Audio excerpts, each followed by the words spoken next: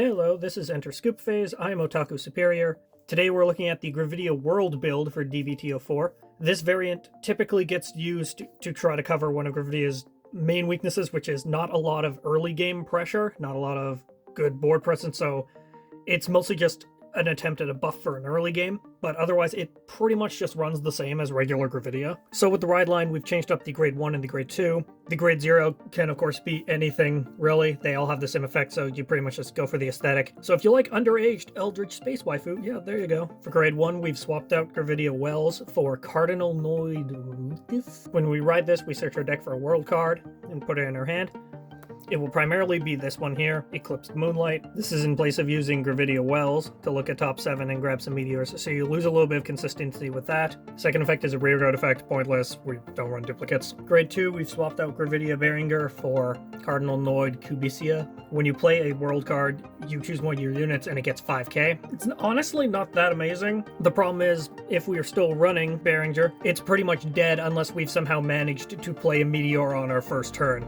And now that we don't have Wells anymore to search top 7 for them, the odds that we'll pull into Neatness Meteor Shower and play it on turn 1 is kind of low, since we need 3 Soul Blast to use Beringer properly. Grade 3 is still Nordlinger, because it's a Gravidia deck.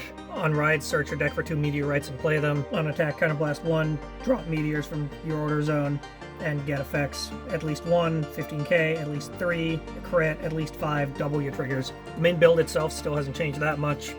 Still running 3 more Nordlinger for Persona rides. 4 Bucket Burrito, it's still really good. It's pretty much our best rear.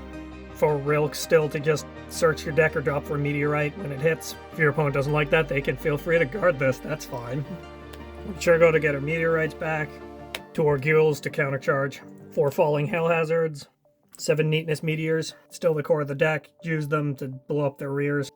1 Eclipse Moonlight, you'll play this on your turn 2, get 5k with your Vanguard's effect, and you'll counterblast 1 to play 1 Shadow Army token, a 15k vanilla booster. That's pretty much it. The rest of Moonlight's effects are not really used in this deck. There are still builds where you can use 2 Moonlit Knights, or you can use a Howling Moonlit Knight. They tend to get used with Carnal Draco. Distigade, if your world is Dark Knight, this unit gets 2k. If it's Abyssal Dark Knight instead, it's 5k. So at most it's just a 15k vanilla beater. The odds of having 2 out are low. You can only consistently search the 1. So the second one is entirely dependent on if you draw into it. So if you don't draw into it, he's just a 12k. That's really it. This one's not really so good. You Soul Blast 1 to draw 1. It doesn't make a token. It's not really good. So it's entirely on preference, but it's not consistent. You'd have to run a second one of these. You can't search the second. And then this makes this guy not as appealing. To run him, you'd have to drop guys like Rilk or someone else. And the rest of the deck is, you know, the usual. 4 PGs.